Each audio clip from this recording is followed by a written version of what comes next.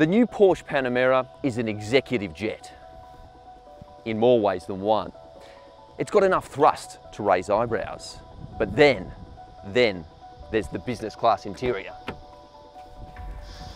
I never thought I'd say this, but Porsche has created an incredibly luxurious and spacious backseat experience.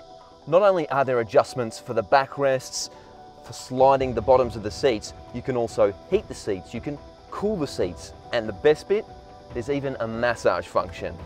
And you can control all of it via this gorgeous new touchscreen system for rear seat passengers. But for most Porsche drivers, the best seat in the house is going to be this one. I love what Porsche has done with the infotainment system and the center stack.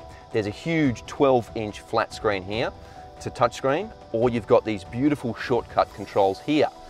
Porsche says the car has 4 business class seats, and it's not wrong. The front seat is just as comfortable, but you get this, and this is very important.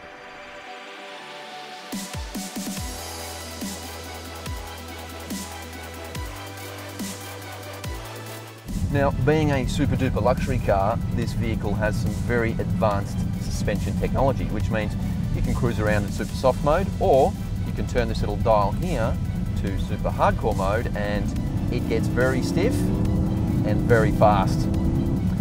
The previous Porsche Panamera was a bit of a big fat slug.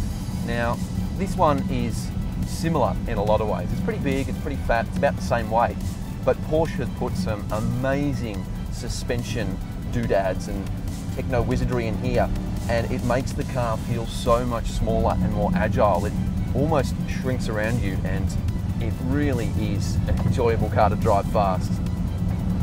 This Porsche Panamera is all new. We're talking the body panels, the engine, the drivetrain, and even the gearbox.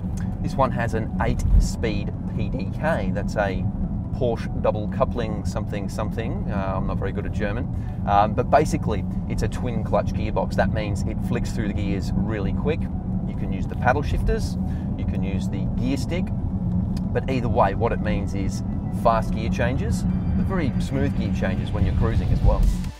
Power delivery is refined, but very forceful, and there's a beautiful little fart between gear shifts that adds a little bit more driver engagement.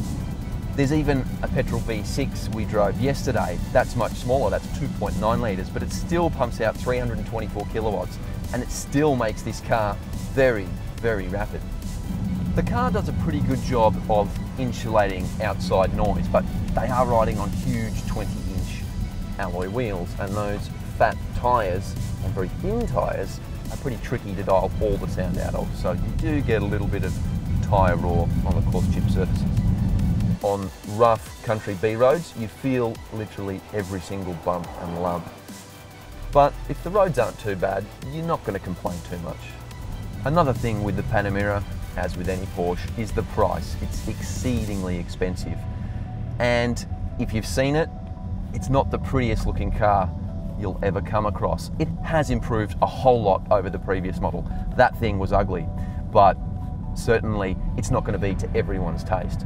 The Porsche Panamera is fast, it's luxurious, and it's jam-packed full of technology. Now, if you'll excuse me, I have a luxury jet to catch. The one in front of me.